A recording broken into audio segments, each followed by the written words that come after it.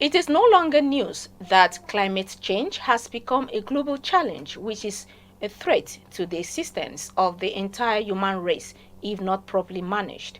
To this end, environmentalists have called for equitable and sustainable climate financing that will support both mitigation and adaptive measures to enhance resilience of the ecosystem against its negative impact. The call was made at the third National Climate Change Conference held on Monday in Abuja. Clavius Gloriata was there and now tells us more. Climate change is a global challenge affecting every country, especially developing ones like Nigeria. Food security, water stress, floods, droughts and rising sea levels are among the several effects of climate change Nigeria has experienced, posing a threat to its agriculture and ecosystems. From the rising sea levels in the south to desertification in the north, these key climate risks have disrupted the economic activities, livelihood and social systems of the country.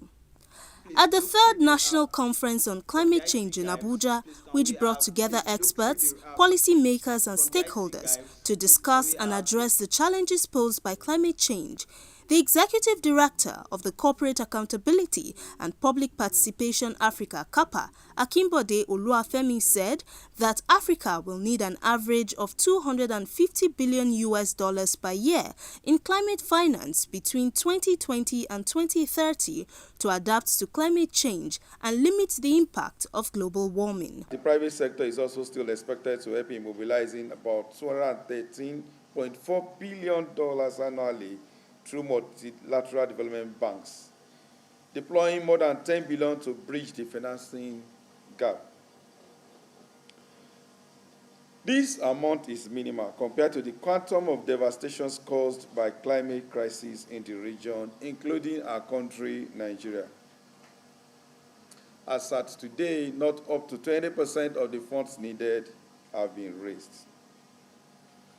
And so, climate activists and rights movements across the world have called for the declaration of a state of emergency on climate financing, with an initial demand of $5 trillion in climate finance annually in the next 5 years as a down payment to the global south as a matter of urgency and justice. In their remarks, Minister of Environment Balarabe Abbas Lawal and the Executive Director of Health of Mother Earth Foundation, Nimo Bassi, and other speakers said the recent natural disasters recorded across the country illustrated the urgent need for effective climate finance and relevant collaboration to reduce its burden. Climate finance remains essential to close the funding gap in our environmental programs.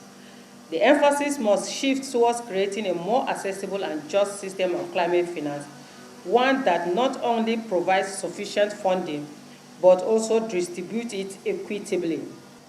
In addition to public financing efforts, it is crucial to foster a strong collaboration with the private sector.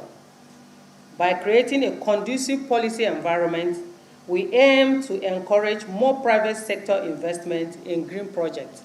When it comes to climate change, there are things our advocacy should actually be mostly to connect the policy level to the grassroots. Because I believe that the grassroots would be very well placed to help shape the policy direction. As of 2023, over 12,000 people died globally because of floods, forest fires, cyclones, landslides, representing a 30% increase compared to the figures in 2022. So this report actually confirms that a lot of the actions we are taking is either they are not addressing what the issues are, or we're just paying lip service to it. The conference with the theme Channeling Action Towards Just, Sustainable Climate Finance featured interactive sessions among participants at the event aimed at fostering a national dialogue on climate action, promoting knowledge sharing and inspiring collective action. It is hoped that the outcome of the conference will inform climate policy and decision-making processes, driving Nigeria's progress towards a climate-resilient future, even as the world prepares for the 29th UN Climate Change Conference, COP29, expected to hold between 11 to 22nd November in Baku, Azerbaijan, to accelerate these efforts. Gloria Atta, reporting for Clearview News.